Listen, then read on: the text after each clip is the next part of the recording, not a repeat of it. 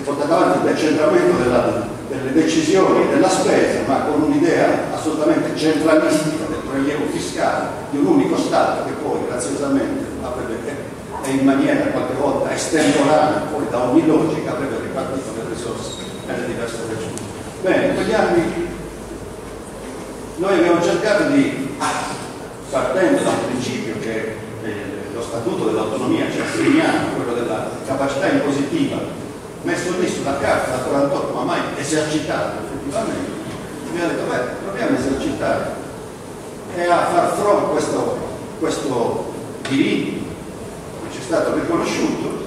e a fronte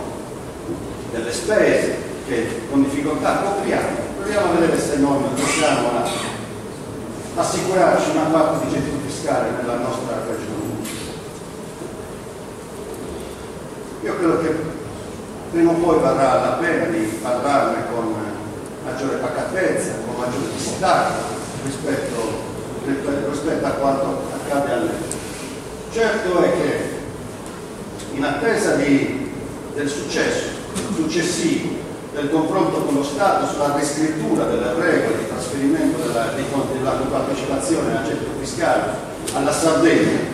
quell'esercizio dell'autonomia impositiva e di dare un senso anche ad alcune presenze in Sardegna legate al turismo, dare un senso anche di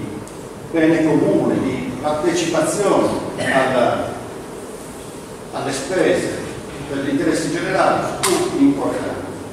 Insomma, le cosiddette, ieri mi hanno ricordato, purtroppo chi chiede per il nome di tassa sull'uso a una tassa che era invece sull'uso ambientale delle coste della nostra regione, una tassa che invece era sulla maggior industria della nostra regione in questi giorni, che è l'industria turistica, ma quella parte dell'industria turistica che non muove di un euro il prodotto interno lordo e non muove di un euro il gettito fiscale, perché si svolge nelle case private, spesso affittate in nero, spesso capaci di trasferirci dei costi di gestione ambientale, ma incapaci di dare un contributo alla crescita tutta assieme della Sardegna in queste zone. Quella tassa sull'ambiente, sull'uso dell'ambiente, quella tassa sulle seconde case turistiche, che serviva a dare una mano al riequilibrio del bilancio e serviva soprattutto a dare una mano al riequilibrio economico-sociale tra le diverse zone della Sardegna, tra la fascia costiera, tra le zone esterne. Io penso che fosse importante.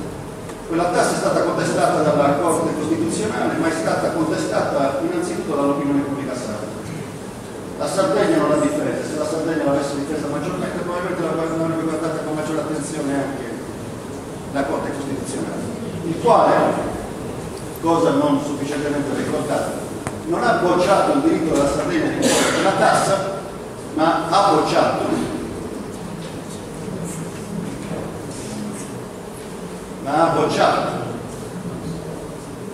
la previsione di imporre quella tassa solamente ai cittadini non residenti, e quindi immaginando, come accade per altre tasse, per esempio la congestion charge, la tassa sull'inquinamento nelle zone centrali, le tasse sui centri storici, le tasse ad esempio su alcune strade, sui valichi alpini nel Trentino, quell'idea che fa parte della vita di una comunità anche trasferirsi nei mesi estivi nelle coste, ma certamente è un'attività diversa venire in Sardegna e usarla, sfruttarla per le vacanze, e quindi poteva essere tassato in maniera diversa. Oltre alla tassa sull'uso ambientale venne istituita la tassa, l'imposta di soggiorno, che venne invece mantenuta in vita. Quella imposta di soggiorno venne cancellata in una delle prime sedute del Consiglio regionale di questa legislatura, quasi volendo proprio sottrarsi di tutto, di ogni anche minimo ricordo di quelli che erano stati 5 anni precedenti.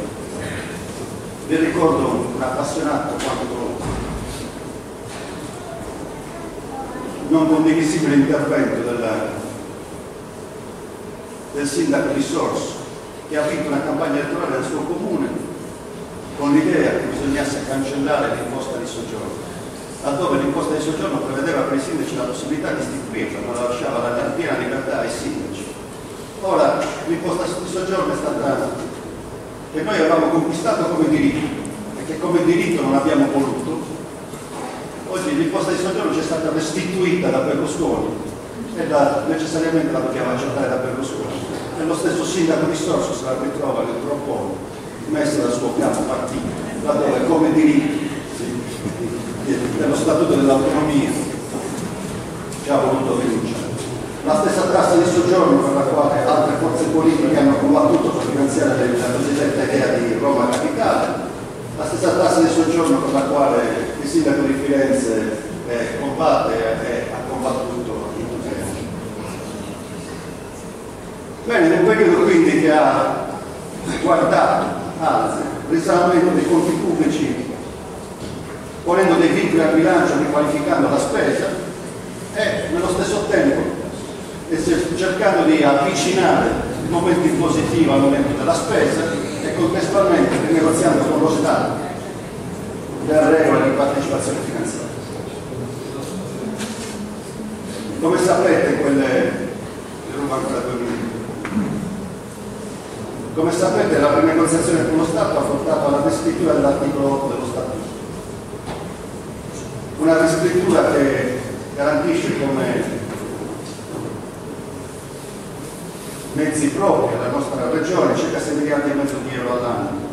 sulla base dei dati macroeconomici in questo momento. Una riscrittura che ha sancito un diritto della nostra regione, ma un diritto che oggi non viene onorato, perché chi ha la firma sul conto unico, sul deposito unico o sul conto unico dello Stato non onora quel debito. E abbiamo anche una ragione che questo debito non è in grado, non è capace e alla fine non vuole far onorare. Questa è la situazione di oggi. In questo momento, per legare un po' il passato al presente, e perché alla fine io faccio politica oggi, soprattutto faccio politica oggi e vivo il presente, devo dirvi che siamo in un momento in cui dopo tanti anni la Regione Sarda torna non più a pagare il debito ma a reindebitarsi, in cui per la prima volta i conti pubblici sono totalmente fuori controllo. In questo momento non sanno quanto è il disavanzo della sanità, sanno come scassare quello che è stato fatto nel quinquennio precedente, compreso qui nel Morese, compreso qui a Marcomer sanno come distruggere tutto, però non sanno se il disavanzo di quest'anno sarà 300 milioni di euro, 320 milioni, 350, nessuno lo sa. Continuano ad accusare l'assessore di Torino, che pure nel 2008 ha lasciato il disavanzo ormai in equilibrio, secondo i dati certificati dal Ministero del Tesoro di Trento. Stiamo tornando a indebitarci con una sanità scassata, con i conti della regione probabilmente fuori da ogni controllo, con i conti, come sapete, di Abbanoa fuori da ogni controllo, in un momento in cui nessuno è capace nemmeno di dire qual è il livello di indebitamento di questa società, che è frutto di una decisione, io credo, lungimirante, che comunque è stata capace di consentire importanti risparmi e per il totale disinteresse di questi 2 ultimi anni rischia di dare sia un'immagine così negativa ai sardi che rischiano addirittura di comprometterne la visione, di comprometterne i vantaggi, e cioè aver riportato ad un gestore che pure fa disavanzi di 12 milioni di euro all'anno quello che prima era gestito da 5 grandi società e oltre 100 gestioni comunali, e che portava a un disavanzo certificato nel 2004 di oltre 75 milioni di euro all'anno. Quindi un bilancio in questo momento fuori controllo, una situazione, un andamento del debito fuori controllo, una incapacità di non dico di conquistare nuovi diritti, ma di far valere i diritti conquistati nei confronti dello Stato, è una, direi, totale incapacità di visione, che l'autonomia non è un titolo sul giornale, che l'autonomia non è una fanfara dei militari che qualche volta starebbero meglio nelle caserme che sempre in giro a inaugurare qualcosa.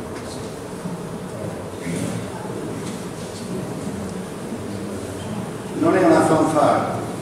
non è la retorica, non è la pittura dei quattro mori su un fumaiolo che è costata da solo 3 milioni di euro. Sì, la pittura del fumaiolo. Ma anche la fanfara. Non è coprire le inadempienze con i titoli e con la retorica, ma è il lavoro di ogni giorno,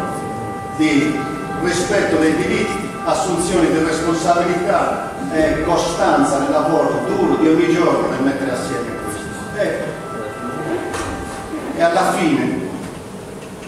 non smettere di raccontare un progetto comune, non smettere di raccontare che